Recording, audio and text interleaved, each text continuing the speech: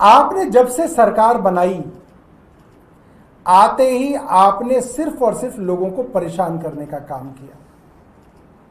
आपने गरीब, मजलूम, बेसहारा लोग जो मुश्किल से अपना रोजी रोटी कमाते थे, उनके ऊपर आपने बुलडोज़र चलाए। आपने सोचा नहीं कि उनके छोटे छोटे बच्चे कहाँ रहेंगे, धूप बरसात में कहाँ सर छिपाएंगे, किस स्कूल में पढ़ेंगे, आपने नहीं सोचा। आपने गरीब लोगों के रोजगार के ऊपर बुलडोज़र चलाए, आपने उनकी रोजी रोटी के बारे में नहीं सोचा। आपने सिविल डिफेंस वॉलंटियरों को वादा किया था कि आप 60 दिन में उनको नौकरी देंगे। करीब 10,500 सिविल डिफेंस वॉलंटियर रो रहे हैं, आपने उनके बारे में नहीं सोचा।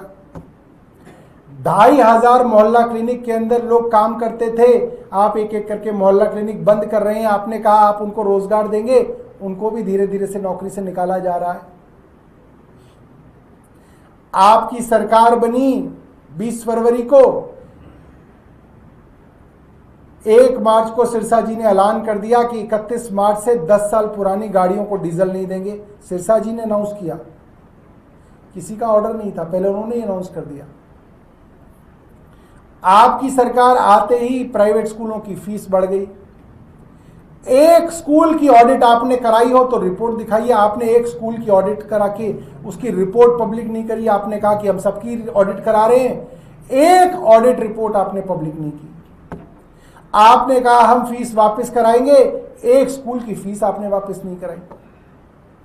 तो आपने जब से सरकार बनाई 6 महीने हो गए, आज 22 तारीख है, 20 फरवरी को सरकार बनी, 6 महीने पूरे हो गए सरकार को। आपने सिर्फ लोगों को दुखी किया। मैं मानता हूं कि रेखा गुप्ता जी को यह समझना चाहिए कि लोगों के मन में उनके प्रति इतना गुस्सा क्यों है। ये बात साफ है, हम हमेशा से ये बात कहते रहे हैं, आप किसी सरकार से कितना भी नाराज हों, आपको उनके किसी भी नुमाइंदे पे हमला करने का हक नहीं है। जैसे हरीश खुराना को डॉक्टर के ऊपर मारपीट करने का हक नहीं था।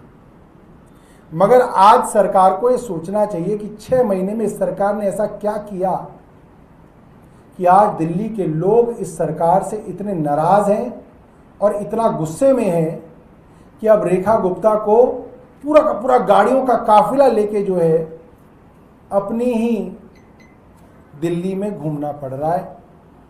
मैं आशा करता हूं कि सरकार इसके बारे में विचार करेगी।